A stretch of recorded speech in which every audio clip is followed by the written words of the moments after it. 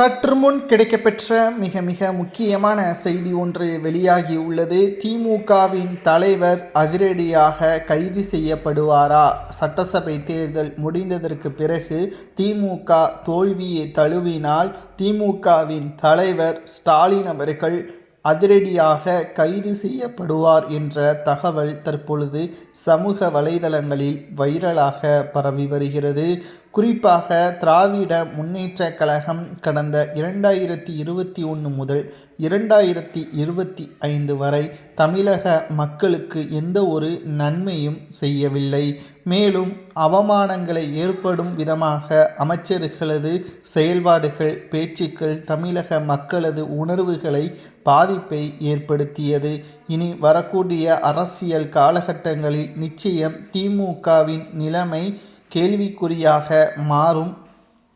புதிதாக தமிழக அரசியலில் களம் வரக்கூடிய திமுகவிற்கு எதிராக எனது எதிரி திமுக தான் என்பதை களத்திற்கு வந்த பிறகு கூறிய விஜய் அவர்களது தமிழக வெற்றி கழகத்தின் கூட்டணிக்கு வருவதற்கு காங்கிரஸ் வருகின்ற திங்கட்கிழமையன்று பேச்சுவார்த்தை டெல்லியில் நடத்த உள்ளது.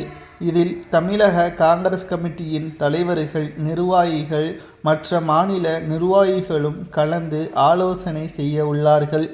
காங்கிரசிற்கு திமுக 60 தொகுதிகளை கேட்கும். இதற்கு திமுக உடன்பட்டால் திமுக கூட்டணியே தொடரும். இல்லை என்றால் தமிழக வெற்றி கழகத்தின் கூட்டணிக்கு செல்லும். இதில் எப்படி திமுகவின் தலைவர் ஸ்டாலின் அவர்கள் கைது செய்யப்படுவார் என்ற ஒரு கேள்வியும் முன்வைக்கப்பட்டு வருகிறது. திமுக தோல்வியடைந்து ஆட்சியை இழந்தாலே போதும், அமைச்சர்கள் மீது இருக்கக்கூடிய அமலாக்கத்துறை அதிகாரிகள் பல வழக்குகளை பதிவு செய்துள்ளது.